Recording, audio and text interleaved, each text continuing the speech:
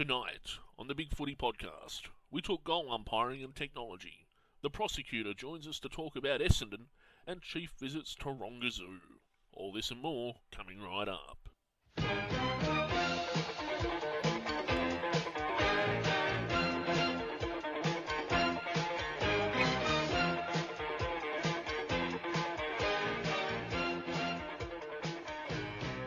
Ladies and gentlemen, welcome to the 5th episode of the official Bigfooty podcast. With me this evening is Messenger. Hello. What was that? The old Dark Navies is here. Oh, turned on by that. Exhilarating to be here once again. Chief is here. Wonderful to be here. Lovely. and joining us from the Essendon supporter group on the board is the prosecutor. G'day. That was crap. What is going on here? Oh, keeping it short and simple. And as always, well, as he did last week, we're rejoined by Jamie Johnston. Ladies, gentlemen, prosecutor. Jamie. And I, of course, am the Wookiee. Guys, let's get straight into it, and we'll talk about whatever your highlights are from the weekend. Let's start with Chief, since he's still alert. Taronga Zoo. I went to Taronga Zoo. I was in I don't know if Sydney you're on allowed the to talk weekend. about that, are you? Look, get into trouble. With the kids, you know, seeing the elephants, shit like that. It was great. What are you getting at? This is real. This happened. Robert Real Warnock there, was he? The giraffe's cage. Practicing. Being a lamppost. Yeah, lighting up our lives. Yep, that's what I was doing. I went to Sydney with the kids and the missus, did the whole touristy thing, and that's about it. So I haven't got any football Did you highlights. get to the cross? No, I didn't. Tried to. Kids kept saying, no, Dad, No, not again. not Bourbon But they're bailing out last time. Alrighty, and edit Messenger, out. what was your highlight from the weekend? Well, not so much a highlight as an observation, Rookie. I actually went back and looked through the fixture. I'd just like to read out a list of teams that have been beaten in Perth and Adelaide by the Eagles and Adelaide, respectively. So these are top 8 teams beaten by Adelaide and West Coast this season.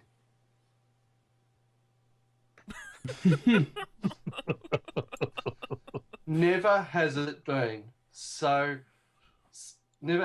such a low hurdle to jump. But they were going to win the flag and stuff this year, Messenger. Can you remember, we think back on kids and, we've got to go to Perth and play the Eagles, it's going to be a disaster. Now, God, even Richmond can do it. Yeah, says it all right there. You really aren't going to be welcome on the Richmond board eventually, are you? Big hello to my Tiger brethren. ODN, what was your highlight from the weekend? I'll start with the obvious and Ablett's goal, and the respect afforded to him by the Geelong fans after they had the game in their keeping, and even Chris Scott in the box marvelling at the great man. And just the Suns in general. Second week in a row, they've taken on a very strong side and they've competed. They get blown away late in the game, but they've competed well and raised a lot of what ifs. And I enjoyed the doggies having another win. They're on a roll. Yep. 2 in a row. That's a roll for the doggies. The prosecutor, what was your standout moment from the weekend? Well, I think ODN just actually stole mine. I'm going with the Gold Coast Suns. I thought their effort was fantastic. And in a season where the headlines have been dominated by uncompetitive teams like Melbourne, it's just fantastic to see one of those bottom teams really become competitive. So, yeah, I'll go with the Gold Coast in a semi-serious highlight this weekend. Excellent. And Jamie, your highlight for the weekend? Just 2 quick ones. Not drawing against St Kilda and managing to actually get a win was quite nice. But the real highlight was Melbourne's half-assed attempt to sack Mark Neeld. They can't even do anything right, can they? It's just it's a comedy that keeps on giving. Indeed. For me, my highlight was the Hall of Fame last night and the induction of Royce Hart. A true legend of the game, no matter what you think of him. He played against Carlton in a couple of grand finals there in the 70s. But he is a standout for centre half as far as centre half forwards go. and well deserving. Unfortunately, it is kind of balanced with the induction of Matthew Lloyd into the Hall of Fame. So, Well overdue. You win some, you how lose the some. hell that was allowed beyond me. Somewhere, someone is throwing up grass and spinning in their grave. All right. So, everyone else, no other highlights you want to mention before we move on? Oh, I liked. Oh, sorry, I Went to the liked Natural seeing. History Museum as well. I must record See the Getaway. light Hang on. show? Saw that? Get away. Jeez, I didn't know Katrina Roundtree was joining us tonight. Oh, Oh, beauty. I, Well, this got interesting. I like to see Chief in a bikini. That'll be nice. Your wife is at the other end of the house, isn't she? Oh, yes. Yeah. All right, guys. Moving on. Goal review technology has been a bit of a subject this week, thanks to Brenton Sanderson having a bit of a whinge about the goal umpiring. What are your views on this? We'll start with perhaps ODN, and we'll work our way around. Look, it's better to have it than not to have it. There's far too much scrutiny on goal umpires these days, and one positive from it is at least we shouldn't get too many wrong calls on balls that pass the wrong side of the posts, and that's probably why they implemented it in the first place. A particular thing that's sort of annoying me is the umpires seem to have made their decision on a lot of occasions, and they're talked into going to the review and wasting a lot of time by the players who have always historically claimed that they touched the ball even if they're meters away from it.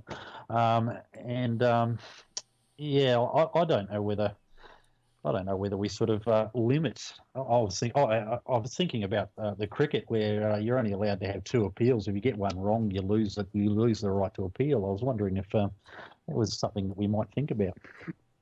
Yeah. Anyone else got some thoughts on this?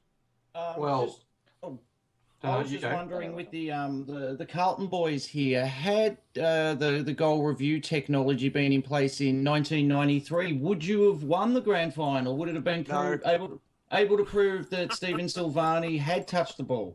It was a momentum changer for sure, and I just think that's one of the many occasions that Essendon have cheated. They had cheated the salary cap that year, I believe. So. I don't think, in terms of it affecting the result, I don't think it would have... goal technology might have helped that instance. I don't think goal technology would have stopped Michael Long. So... the overpaid. It wouldn't have stopped Mark Aythorne and Tim Powell playing for it either. So there's a few other issues in the 93 grand final besides goal technology to worry about. What concerns me, though, is boundary umpires overriding the goal umpire. Not least this one where he apparently heard it in a crowd of 30-odd thousand people at Football Park. Well, I was actually watching that live, and we have 2 examples of the boundary umpire's decision going up as the decision for the ref. But think about the thing at Adelaide is he actually got that right. Yeah. Watching that live, that ball, Tim May would be proud of that off break after it hit the post. I don't know what Brenton Sanderson's upset about. That was the goal umpire who stood there and he absolutely swore black and blue that it clearly had hit the post. Now, the boundary umpire obviously heard it, but I guess this is the decision being right by luck more than good management in that respect. But the other example was the one in the Swans Hawthorn game where Dane Rampy touched it on the line, and the goal umpire who sort of basically sailed over his nose said it was a goal, but the boundary umpire came in and said it had been touched. But so there's 2 points here. First of all, it really matters what goes up to the official as the default position. And the other issue is that the quality of the technology they've got to actually view it is hopelessly inadequate. They can't tell. So most of the time, it comes back inconclusive. So the decision that actually goes up is the one that stands. They can't tell. Yeah. I don't know why they don't use lasers. What about just HD? Lasers, sort of like, why don't they shoot these things in bloody HD? Lasers, I think, is the answer. I think the Hang on. Why don't we use lasers? HD would be a waste of money and resources. Freaking sharks with freaking laser beams. What if the goalpost... goalpost... just a big net of lasers across the... Yeah. What if the goalposts were giraffes? And... Easy. Next. I think the time that they take to do the review is a concern as well. It disrupts the flow of the game, but I think it just speaks to the quality of the vision they've got. If you're a player and you think it's the 10% chance I could get that score knocked back or whatever, you're going to go for it, aren't you? Yeah, absolutely. But I mean, there's no incentive not to do it. The incentive is to. It's essentially become cricket's form of. It's the same sort of thing that happened when cricket brought in their video refereeing, and you could start appealing for pretty much frickin' anything. And so maybe you have to limit it. I don't know. Quick question on this. Who actually calls for the review? Because I never see the goal umpires really go to initiate it. It's more of a field umpire. The controlling field. It's a crowd thing. There's an app. You all just press a button if you think. It's like the clapometer. Go to Fango. The field I don't think the goal umpires have the headgear, like the earpieces and everything that the field umpires do. But even still, to like sort of instigate the process by going to the field umpire. Hey, I'm not sure.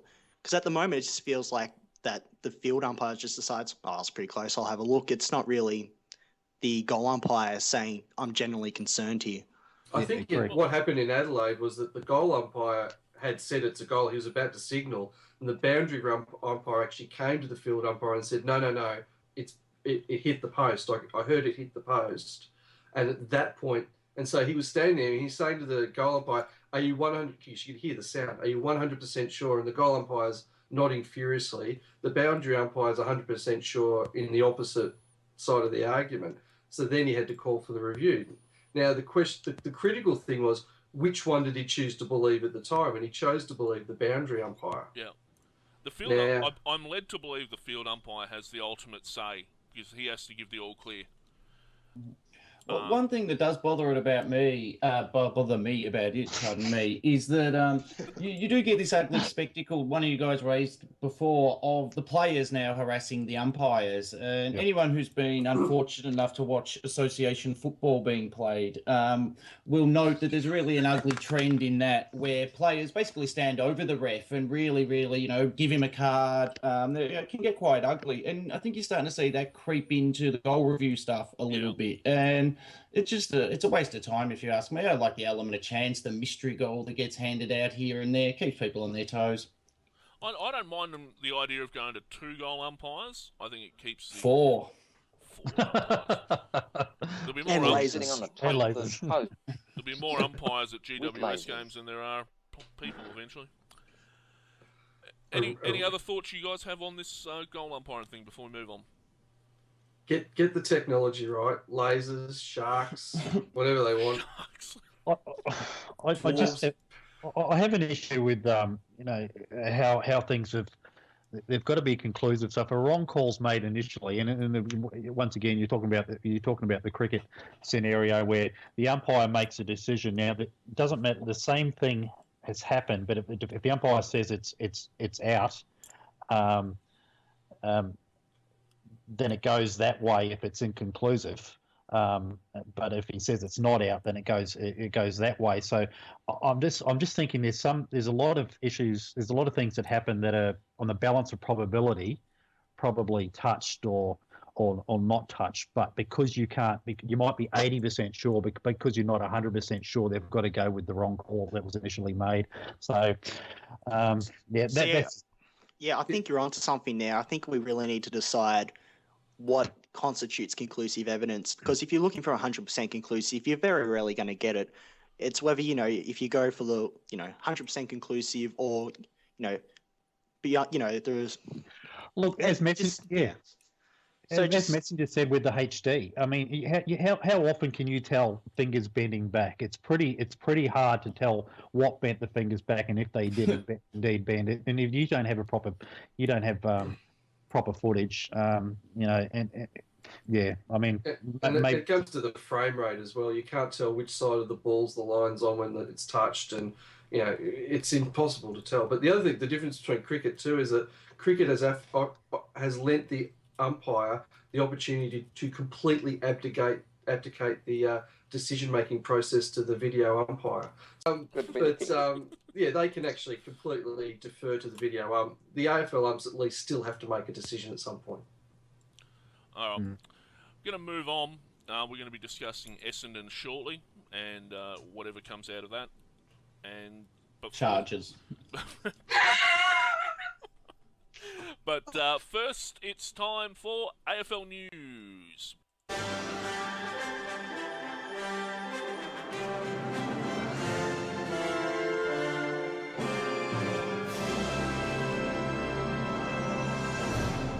And Royce Hart was last night inducted as the 25th AFL legend into the AFL Hall of Fame. Matthew Lloyd, Scott West, Hassan Mann, Rick Davies and Brian Peake were all inducted into the Hall of Fame as well as umpire Brian Sheehan. Mark Neal to survive Monday's board meeting and will remain coach of Melbourne for the time being. Patrick Dangerfield plays his 100th game this weekend. Matthew Pavlich is apparently ready to return and will be doing so via the Waffle. Lockie Whitfield from GWS is the Round 10 Rising Star nomination. The MCC has announced that it will use wires to attempt to defeat the Seagull Menace at the MCG, where Eagles apparently failed earlier. The SANFL has deferred on the question of the Crows and Power reserves team, saying it is the decision for the SANFL clubs to make and will not be making a decision on its own. This has been AFL News. See the Bombers fly up to win the premiership flag. Our boys who play this Crandall game are always striving. Moving into our second segment for this evening, and we're going to talk about Essendon. Essendon who started the season a bit on fire and have drifted off a little bit in recent weeks. How are we seeing the Essendon season? And I think we'll start with our guest for this evening, the prosecutor. He's an Essendon supporter. He's got the inside words on these things, so we'll ask him first. Hey, how are they doing it, prosecutor? We're doing well. Obviously, I'm a bit cautiously optimistic with the previous season's occurrences, which we won't speak of. They never happened. But I think we're doing well, even in our losses. I mean, we're winning the inside 50 count, but our forward line is pretty dysfunctional at the moment, and we've got this kid in the VFL I think we should give a go by the name of Joe Danaher. People may or may not have heard of him, but hopefully we see him Friday night, if not next week. Okay. So do we have questions, people? Oh, here we go. I'm just wondering if there's any chance of half your team being suspended before Friday night, just clutching at straws. Well, you can hope for the best, but I don't think so. I hope not anyway, otherwise I might actually have a chance. So, I'm interested to know, prosecutor, I've always been a keen student of the Essendon Football Club. Yes, I've noticed that. How important do you think the addition of Goddard's been? I think you guys were looking for another big-bodied midfielder with a touch of class to really help Job out. And it pains me to say this, but Job's one of the best players, if not the best player in the league going at the moment. And it just seems to me that Goddard has been the game changer for you. Him and Job together are worth more than the sum of their parts. Would you agree with that? I partly agree. He's definitely been a valuable addition. But I think it goes beyond Goddard this year. You've got to look at players like Michael Hibbard, who's at the moment, he's probably right up in contention for a backline All-Australian position. Tom Bellchambers, as Ruckman's kicked 13 goals this year and is really starting to contribute around the ground. And even players like the Milan Cale Hooker. And I know this is going to sound rather funny, but he's actually leading the competition for intercept marks. Oh. The big stat. Jack, what's that? Yep. So Key stat. Yep. So obviously it's a good determiner of who's here leading the competition. So I think it's an all-round package, but Goddard has obviously added that touch of polish, and he's really brought an outside perspective into the Essendon list because he's actually the only player who didn't get drafted by Essendon on our list. Uh-huh. So it gives us that real outside perspective. Like, he's played in grand finals recently and just reinvigorates the group, I guess, and provides that leadership to help Job and the leadership group as it is, who are so... Speaking of an outside perspective, Dyson Shortstepple, his move into the midfield, he gets a lot of touches, and there's no denying the kid's got talent, but do you see him playing as much outside as he does for the rest of his career, or can you see him perhaps moving into where the thick of the action is? Yeah, I was going to ask you the same question about Sean Shatley, but we'll get to that later on. Oh, touche. Jousting. Oh, But in any Sure, case, he's come for people. with Dyson, he's been very good. He's obviously not going to be in the mold of a Joe Watson or a JP Kennedy, but he's very Pendlebury-like in that he gets the clearances, but he does it by just sheer smarts and positioning himself well to run through and collect. They both had dreads. Yeah. Oh, well, there we go. They're practically the same. But He's no Gav Urquhart. oh, that's for sure. So yeah, North supporters, he's still willing to trade Pendlebury for that. But no, Heppel's he's got a very good inside game without being physically tough. And I mean, he's obviously going to have that short stepple tag, fair or unfair for the rest of his career. But look, he does his job, and he's only going to get better. And he's definitely a player you'd definitely rather have on your team than the opposition. And are we expecting Michael Hurley back this week? We definitely are, yes. I'd like to ask about, you've got a number of tall key position type players. Where does Scott Gumbleton fit into this Essendon side long term, or does he fit into the side at all? So that's a good question. Scott's got himself in a position where obviously Michael's the preferred centre half forward. However, we've got Fletcher, I reckon he'll retire at the end of this year. There's just those signs that are starting to crop up.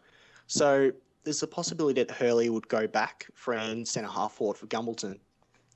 The question is if Gumbleton waits that out, and even still, do the coaches at Essendon go for the two genuine key forward targets? Because at the moment we seem to be favouring, a Hurley centre half forward and a Cramery full forward, but Cramery's he's 188 centimetres. He's not really a genuine, key marking tall in the mould of a Danaher or Gumbleton. So I guess Gumbleton's got to make up his mind, really. Does he want to stay and try and fight his way in and hope that Hurley does get moved down back and that centre half forward position becomes available? Or does he look elsewhere for an opportunity where, like a club at the Bulldogs or the Gold Coast, where he could probably get a starting game each week and be a vital part of their setup?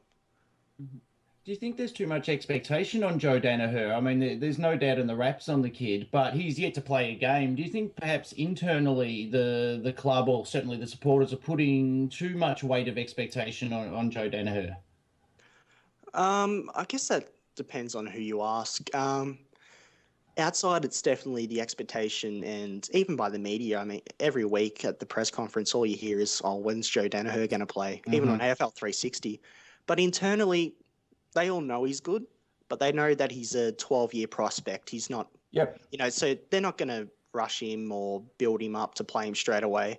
They'll let him go at his own pace, and they won't be expecting like a salmon second year or whatever from him.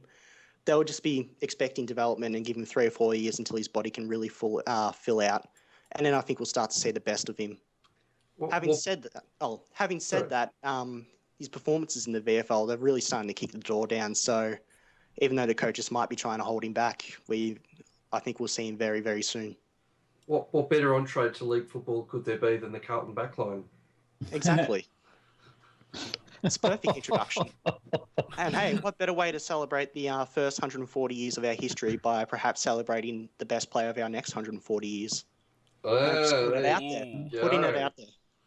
We'll move on to highlights from the upcoming round, if there are any, and we'll start with Messenger. Oh God, I was afraid you'd say that. I'm just looking at the fixture now. It's not you've a got very all sorts of smart round. things to say a minute ago. Let's. Oh yes, okay. Oh, listen, I am so pleased that Collingwood is not on Friday night footy this week. I am absolutely fed up to my teeth with watching that crap. That was a terrible game last Friday night. Brisbane, Collingwood, dreadful. And they're not very interesting to watch, Nathan Buckley. Lift your bloody game. Okay, Chief. I think... Not going to Mona this week? Or? Yeah. I mean, Dreamworld will be fun. Well, Essendon Carlton on Friday night. We'll see how that goes. See how many we can beat Essendon by. Probably 6 or 7 goals, I think. And the fact that Brisbane aren't playing this week, which means I get to actually watch my team play football. Highlight. We hope. You fucking hope, yeah. I haven't even looked at the TV times. Anyway, that's going to be interesting podcast material. Let me just check the TV times. I'm just going to change it to Brisbane. Just a sec. Get away. Crocodiles. Taronga Zoo. Yeah, 7:37, mate, live. Yes. So, yeah, live across the country. Jamie, your highlight for the weekend, mate. Mine's a bit of an anti-highlight. Melbourne Collingwood. The bloody Queens. How did that rabble get that year in, year out? I mean, it's just beyond me. So my highlight will be wallowing in the Schadenfreude as they get a well-deserved pumping, and then hopefully it's the last time we ever see them in that fixture again. Yeah, but even you guys got Friday night football once upon a time. Oh, we've still got 3 games this year, and we'll do you comfortably in our annual Slaughter Court and Carlton Friday night in a few rounds' time. We'll see, my friend. We'll see. And Prosecutor, your highlight from the weekend? Well, obviously looking forward to Essendon having a triumphant win on the weekend. Apart from that, though, on the Schadenfreude topic, I'm looking forward to seeing North travel up to the Gold Coast. And we've seen Gold Coast in the last 2 weeks go very close against good teams, so we'll see how they go against an average team. We're expecting a North in Crisis podcast next week. No, I tell you what, St Kilda in crisis. We need to give them the Bigfooty bump soon. We've saved the Bulldogs. We saved North. The moral victories are really stacking up. We couldn't save Melbourne, unfortunately. Well, where are they at? Well, the interesting thing is that on the free kick, the Pluggers free kick differential table, West Coast and St Kilda are at opposite ends. This could be fascinating stuff. I tell you what, St Kilda, having watched them last week, they are an absolute rabble. They are not good at professional football. They've got a long way to go. All right. Mine. Yes, ODN. Yeah, no. Well, obviously it's Carlton Essendon Friday night, but I just want to make the point. This is only our second Friday night game versus Essendon in the last 8 years. It flies in the face. It flies in the face of supporters of some team who invented Friday night football, having a whinge about the blockbuster clubs always getting the best time slots. You could play Carlton versus Essendon at 3 a.m. on a Tuesday, and they're still going to get more crowds than North will. Easy. Ooh. I didn't know the comedy festival had started. Actually, I'm going to it this weekend. All right, guys. Any closing comments, remarks you want to make? Oh, yeah, just my quick one. My payout on the St Kilda fan. I tell you what, I'll cop the whole North have got no money off Essendon supporters and Hawthorn supporters, and pretty much everyone has more money than us. With the shining example of St Kilda and Footscray, who don't have more money than us. And there's an idiot standing next to me who goes, "Oh, North, why don't you get some more members?" And it was only when it was pointed out to him by his mate using a phone that North actually have more members than St Kilda now that he finally did shut up that. But I just thought, oh my God, you've just got a sad life when you barrack for St Kilda and you're having a go at other teams about finances. Fair enough. Anyone else got any closing remarks? Oh yes, the points scored record for a single game might be up for grabs at Skoda Stadium this weekend. Geelong visiting the Giants. It could be what was the record? Was it 238 or something like that? 238. I reckon I could give it a big touch up this week. Yeah. They're going to get scored against like nobody's business. They could send the Falcons up there and that'd happen though. Push up and run like crazy. That's it. And no one else? Oh, I've just seen a horrible thing on the internet again. Lance Franklin should follow NBA star LeBron James and announce his playing future on live TV, says Damien Barrett.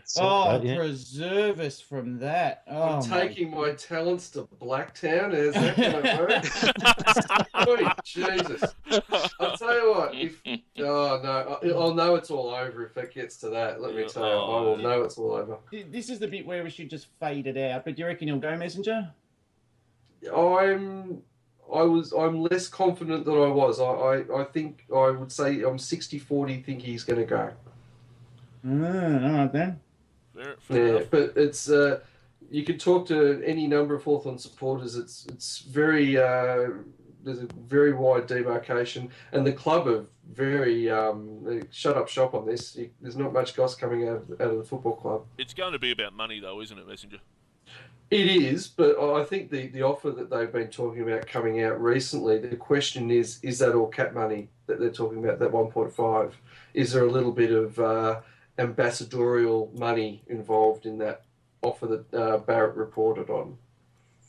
That will be the interesting question. That is an absolute joke if he gets ambassadorial money to go play for GWS. I mean, I could buy the bullshit on Carmichael and Izzy Folau, but Franklin, it's just, I mean, it puts the Sydney shenanigans to shame if the AFL do that. The question would be, and I say this as somebody who has enjoyed watching Buddy's career immensely, is he ambassadorial material?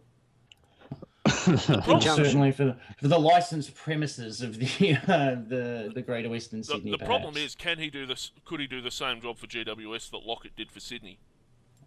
Well, at the moment, he'd be like putting a Rolls-Royce wood ornament on a Cortina. I'm not sure he'd help very much in a football sense. I've seen that. Have you really? Oh, you are from Adelaide. Actually, no, I saw that when I lived in Broadmeadows back in the day. That was actually a Datsun badge, wasn't it? It's a quick. I don't think he'd help all that much in a football sense. And I mean, Gary Ablett can play a blinder, but Gold Coast don't win that many football games. But yeah, so I think that if the Hawthorn only have to match the cap figure that the Giants are paying out, there's an opportunity to match and perhaps force a trade. But if he wants to go, I think Hawthorn will let him go and try and force a trade and see what they can get back for him. But 7 first-round draft picks he's worth. Well, yes, 7. I'm not sure he's worth 7. He's certainly worth 2, I would think. But yeah. Whether that'll eventuate. I'm not entirely sure GWS are worried about the draft at all at the moment, given that they are bringing up a host of young players at the moment. So getting an experienced forward of the calibre of Lance Franklin in might well be worth 7 draft picks. Well, you've also got to give something to get something. So they've got to start shrinking their list as well. So if there is somebody they can bring off their list that they won't eventually have to re-sign, and I've got a few names in mind I might like to see come south. But out of interest, who Messenger? I mean, presuming blokes that they might give up, like they're never giving up Jeremy Cameron, for example. But who that they might give up, would you say, all right, him in a first rounder for Buddy? I think the name I keep hearing is Lockie Whitfield. Yeah. I think someone of that calibre would be the sort of thing we'd be looking at. Now, it just so happens that one of Lockie's cousins actually plays for Hawthorn, Jordan Kelly, who was a draftee year before last. But, did he barrack for Hawthorn as a kid? Yes, he did. Lockie Whitfield. Oh, well, he's basically through the door. Just like Gary Ablett barracked for the Suns when he was a kid. Yeah. So, look, that's the sort of names being bandied around. Whether that has any basis in fact, I have no idea. But I would imagine they would be looking at a player and a couple of picks if a trade was to eventuate. But it's one of those things. And I think the model for Hawthorn is the way Geelong handled it. They got on with it and they won another flag after that. And they had enough talent. They had enough self-belief and enough talent to just keep the ball rolling, and I think that's what Hawthorn need to aspire to if this eventuates. All right, we're going to sign off. I have been the Wookiee. With me. I'd like to say good night to ODM. It's been brilliant. And the Messenger. I love you, Lance. Don't go. And Chief. Good night, ladies. And the Prosecutor. Good night, everyone. And Jamie Johnston. Stand by James. Hashtag. All right, guys. Thank you very much. We'll see you all on the forums.